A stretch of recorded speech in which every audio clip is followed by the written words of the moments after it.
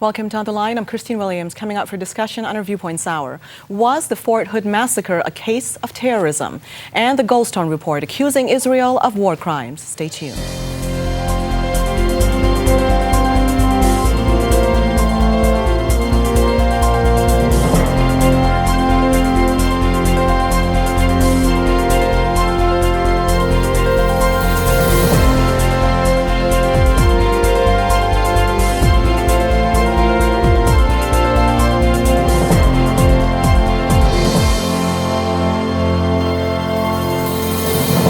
And these are the issues we're presenting today to our Viewpoints guests for commentary. As Major Hasan faces 13 counts of murder in the Fort Hood rampage, the debate continues. Was this a case of terrorism? And the Goldstone report, presented to the UN Human Rights Council in Geneva. The report highlights the UN fact-finding mission on the Gaza conflict, and it accuses Israel of war crimes. Now let's meet our Viewpoints guests. Dr. Frank Diamant is the CEO of B'nai B'rith Canada. Ali Cheaib is president of the Hamilton Council of Canadian Arabs. Ali is also a professor at Mohawk College in Hamilton. Then later on in our program, we hope to feature a third guest who called me during the lunch hour to confirm he'd like to join us. Dr. Izzeldin Abulaysh, a Palestinian medical doctor who lost 3 of his daughters during Israel's military operations in Gaza. He's now working to see peace on both sides. And of course, you, the viewer, we consider you also a guest, so feel free to call in at any time with any of your comments regarding any of the topics and issues that we're discussing today. Taking us to the first headline up on your screen. There you have it. Major held in Fort Hood rampage is charged with 13 counts of murder. Now, that particular report is just, well, the who, what, when, where, why, basically, of the report. But we have a few more that we're going to be talking about because, as you know, based on what took place there, a lot of controversy took place afterward. And the big question is, was this actually a case of terrorism? And that's a loaded question. There are going to be a lot of points that we'll be featuring in that particular discussion, but I'm going to start with you first of all, Frank. Would you call this an act of terrorism? And if so, why would you say so? I would certainly define it as an alleged act of terrorism, and I would allow the investigation to go forward and to determine if in fact it is. But I would label it certainly as alleged. And the reason for that is the actions of the individual during the shooting, which have become public, the invocation of a cry of God is great, Allah Akbar, as he shot the people, as well as some of the postings that have appeared and some of the information that's come forward from various intelligence agencies now saying that they were in fact monitoring him. So on that basis, I would deem it to be an alleged act of terrorism. Okay. What about you, Ali? I agree with Frank. I agree it's alleged at this point. And I think we should leave it to the courts to decide, to further investigation, to reveal some of the more important issues that may have caused him to do what he did, whether that be personal, be related to the people that he surrounds himself with, whether or not all of these allegations are true. So we have to, I think, to wait. Okay, based on the information that has come out so far on, as you put it, his associations with other people, would you say on the surface that this could be a case of terrorism? Does it concern you from your position? Everything concerns me. Anything that has to do with any violent behavior concerns me. I read about the situation where he had to, at some time he was monitored, he was being monitored. He went to a mosque and he spoke to an imam at a mosque. And it turned out that he was preparing a PowerPoint presentation for the army to speak about Islam. And I went through the PowerPoint presentation. There is nothing that stands out about that could give me any indicators, no matter how implicit about his orientation. It really was very basic, fundamental presentation. Now, there's something that did concern me, and this is something that I want to hear the feedback from the two of you, and of course for you watching. And the big question we're asking here, and again, it's all alleged, because right now it has to go before the courts through due process. But we're asking you the question, do you believe that this was a case of terrorism? Now, we have actually Nidal Hasan's scribed dialogue on the web. Now, Cheaib, in case you're wondering what that is, it's like a Facebook. In fact, Cheaib has actually joined with Facebook, and here's what he had to say. Now, you won't be able, let's keep that up on the screen because you won't be able to make out exactly what that says, but I'm holding it up for you, and I'm reading a certain passage of it. You can see it partially, and this is what I was concerned about. He's giving an example here in this particular text, and he says, there was a grenade thrown amongst a group of American soldiers, and he's giving an example here. One of the soldiers, he talked about, jumped on the grave, and he's referring to an explosive here with the intention of saving his comrades. He goes on to say, he intentionally took his life, in brackets here, suicide for a noble cause. But it goes on to say, he says, to say, though, that the soldier committed suicide is inappropriate. It's more appropriate to say he is a brave hero, and now I'm quoting directly, that sacrificed his life for a more noble cause. Scholars have paralleled this to a suicide bombers whose intention, by sacrificing their lives, is to help Muslims by killing enemy soldiers. If one suicide bomber can kill 100 enemy soldiers because they were caught off guard, that would be considered a strategic victory. This is what he says here, which of course raised some eyebrows, because here he's talking about how you could make that comparison for somebody who jumps on a bomb and dies for a cause as saving his comrades, but by the same token, he gives that same comparison here. And you're looking at a man here who afterward drew that gun and took those lives. Is this not an issue of concern here? Because, and this is what I'm asking, when you look at who he associated with and some of the dialogue that's coming up more and more in the media, is this not a case that we need to be all aware of and concerned about given the context? Well, I mean, I don't know if we're reading too much between the lines about what's been said. You can always, I'm someone who teaches data mining and essentially talks about looking at patterns and finding relationships between certain components. You can do it. You can, one can spin it the way they want. Is there a spin on this? They can take it out of context. They can, take it. To me, this is a horrific act. Yes. The United States of America is known to have gone through these mass killings before. What I did, I just wanted to say that I just went and looked up spree shootings in the United States, and it's just phenomenal what they have in the States. It's just unbelievable. Lockheed Martin shooting, Kirkwood City Council shooting, Geneva County massacre, California street shootings. So this seems to be a widespread phenomenon in the States. And I won't argue that. And the question becomes, if all of these shootings happened and occurred, because we know that it's in certain areas of the States, it's very violent. And things happen. Columbine High School massacre. These are kids who killed other kids. Virginia Tech. So I mean, it is really. I've never seen anybody look into the religious background of those shooters and really dissect what they wrote before and whether or not they said something while shooting. So there is apparently an emphasis put on that person because that person is Muslim. But they didn't. Okay. And I mean, we need to highlight that fact. Frank? Well, I would ask one question. It's true that I agree with the spree shooting, but if you looked at spree shooting in the military in the United States in the last 5 years, you're going to see patterns develop, and, yes. and that's what you're really interested in. Why is it happening? What is motivating? I think there's an underlying question that you're not addressing to us, and that is it political correctness that prohibits us from dealing with the subject matter? We're going to get there, Frank. We're going to get there. And before we get there, though, I'm going to say this too.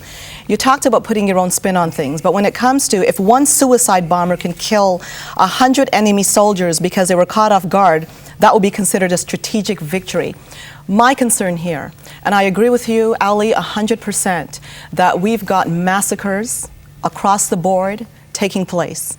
Yes, and nobody's religion is questioned here, but the concern I have here, and I want you to answer to this, is when you have a person yelling Allahu Akbar before a shooting, and you read Cheaib talking about this, plus his associations with a sheikh, an imam, that advocates this kind of a jihad, I'm talking by the sword here, it's an issue of concern because the act is tied into an ideology. Whereas when somebody acts Columbine, they were bullied, That's not rooted in an ideology.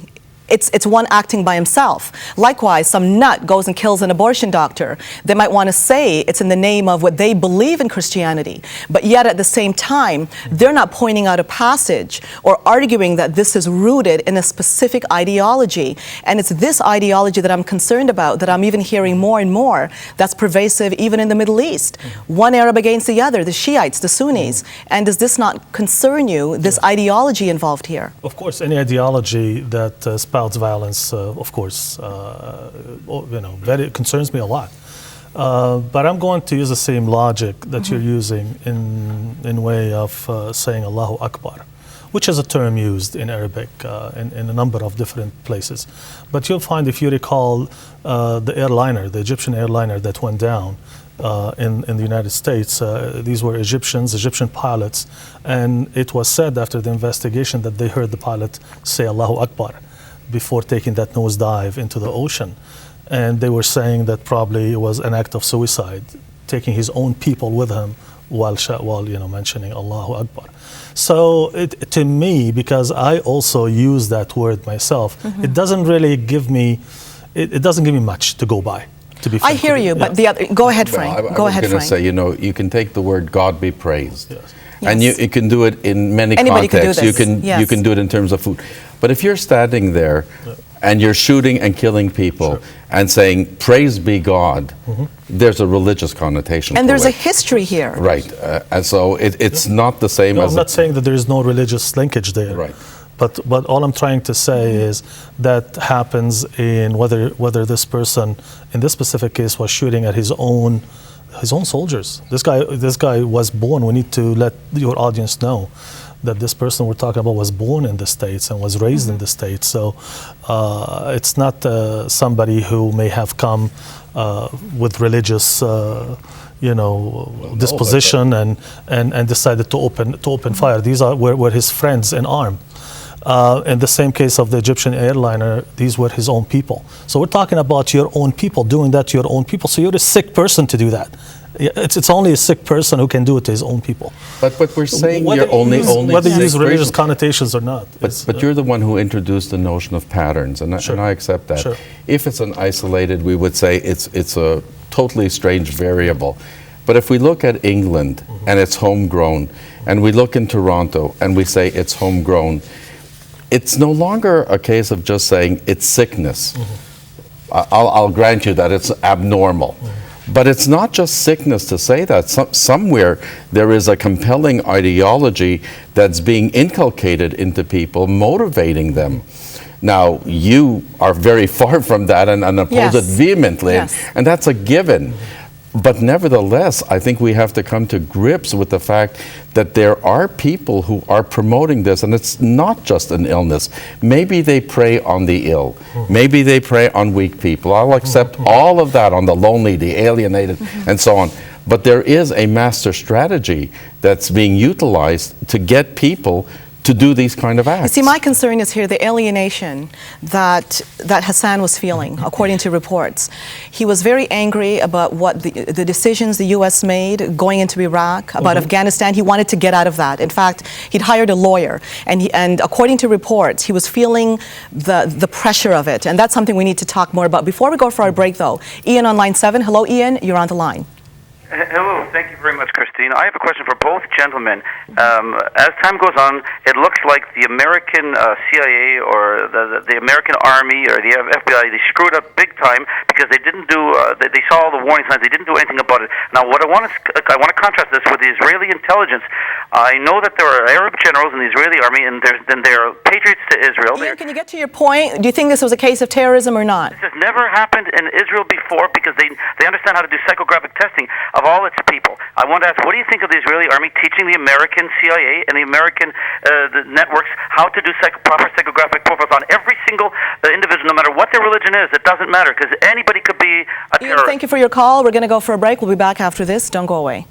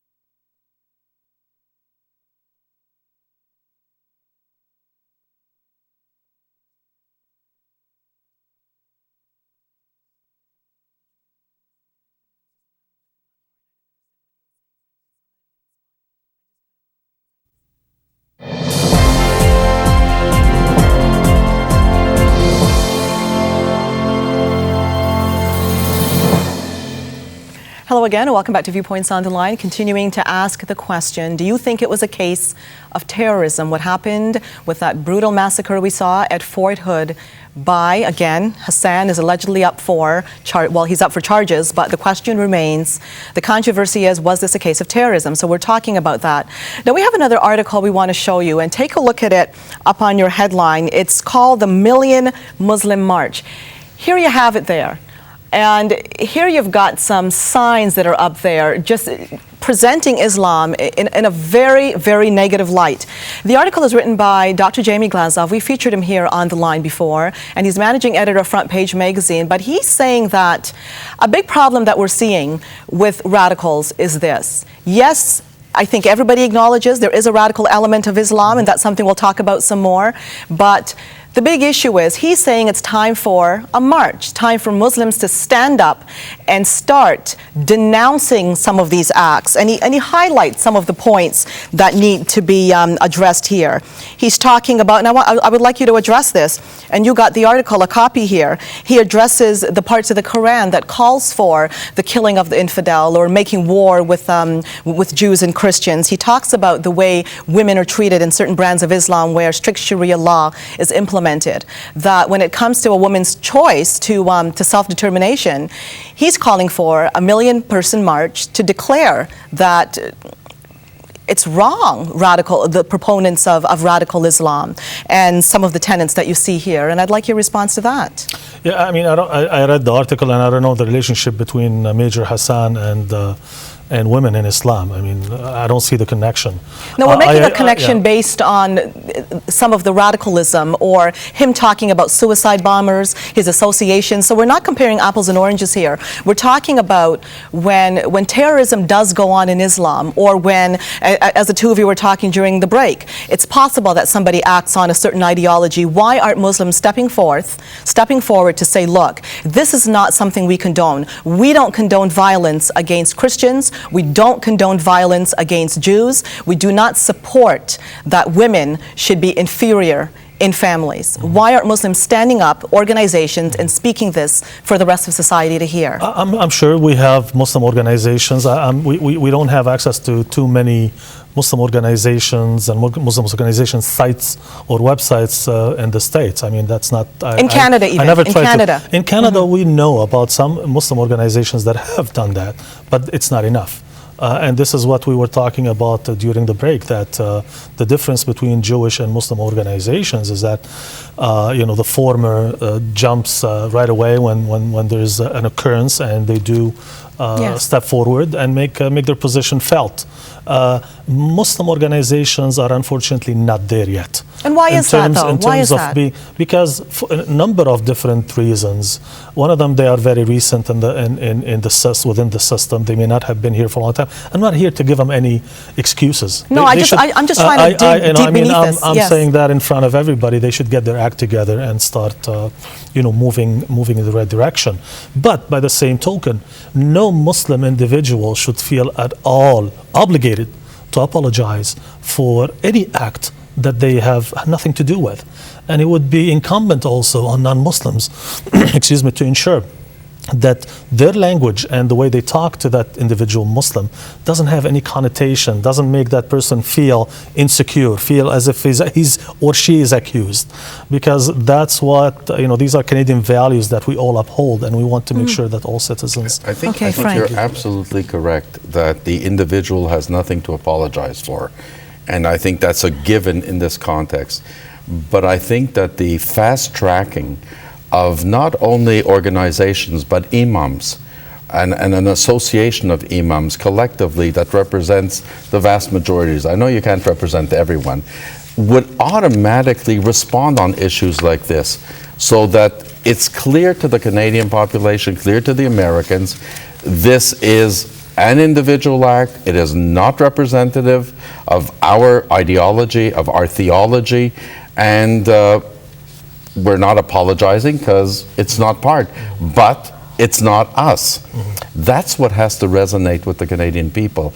And I think there's a reluctancy to come out and to call that press conference on that issue immediately And I think the fear, and by the way, we haven't discussed this, but why the FBI and all the other agencies didn't act is they were afraid of being called Islamophobic. Yes, and that's the third issue that we're going to be addressing today as well. But before we do so, Kathy on line 8. Hello, Kathy. You're on the line. Hi, Christine. I totally agree with this gentleman that they were totally afraid. I watched all the interviews with the leaders of Fort Hood. They were not saying terrorism. They were pussyfooting around the words. I mean, it was clear to me it was terrorism. I mean, you can call fascism fascism. In those days, people wouldn't dare call it.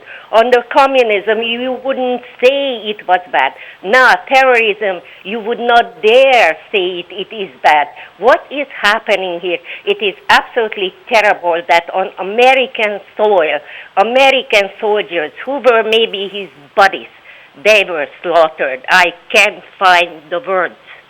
Kathy, thanks for your call. Any of you want to address this? Because it's taking us right into what we said we were going into, the whole issue of political correctness. Any of you want to address this to start? Well, let me start. I think we've reached the stage where we're gone beyond political correctness. We now have such a fear. And the fear, we've seen it demonstrated here in some of the human rights commissions.